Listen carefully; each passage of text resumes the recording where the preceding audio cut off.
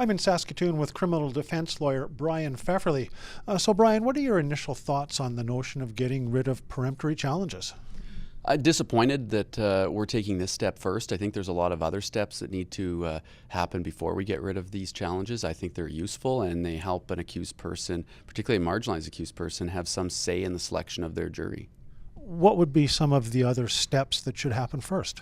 Well, one of the things I think we really need to do is increase the Indigenous people attending the array of jurors. So the people that are actually showing up for jury duty on the day of selection, we have a disproportionate number of non-Indigenous, non-minority people showing up for jury duty, despite a community that is obviously demonstrably much more diverse just based on appearances.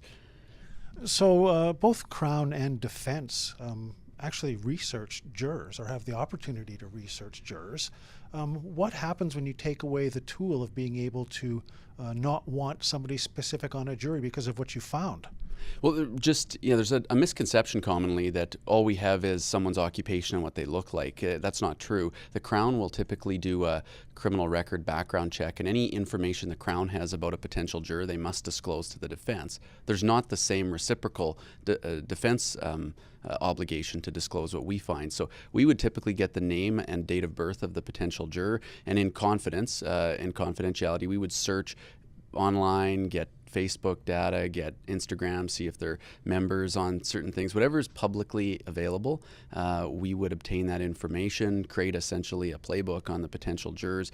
And there are certain jurors that just don't fit the profile of the potential accused person that we may not want on our jury, that they've disclosed stuff online that would demonstrate bias. That being said, without the peremptory challenges, we are completely, I think, limited to a very narrow set of circumstances where we can challenge potential jurors for clear bias. And there is certain situations where that should and could take place, but there will be a lot of those situations where we're not going to be able to do that anymore. As it stands now, and correct me if I'm wrong, if you take away peremptory challenges, it will be largely up to jurors to self-identify if they have an issue with an accused. Exactly. Yeah, it will up to the jurors to self-identify. The jurors, of course, swear an oath to participate in the jury process and do so without bias. And we presume, our system must presume, that they're taking that oath seriously. And I want to say that I do think that they, by and large, do very much take their oath seriously. But there are certain individuals that we'll have background information on that may not be, hard evidence, but it's clear enough to us that we say this person should not be on a jury. They've got an agenda that is going to be counter to the system of justice, but we're not going to be able to prove it. So yeah, it's going to be self-identifying bias, and I think we can all appreciate there are certain people that won't self-identify if they really want to throw a wrench into things.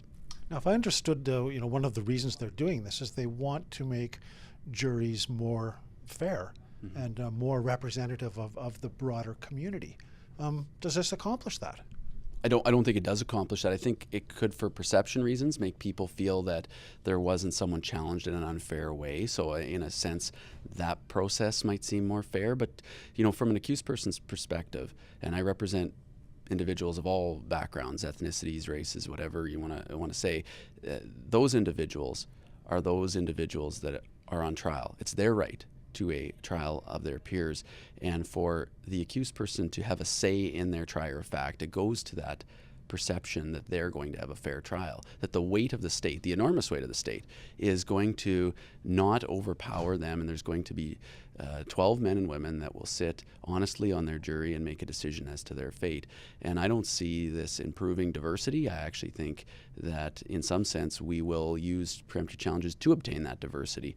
And those on the ground, I appreciate there's academics and they, in theory, theorize, and a lot of big brains involved in these sorts of decisions that, respected academics.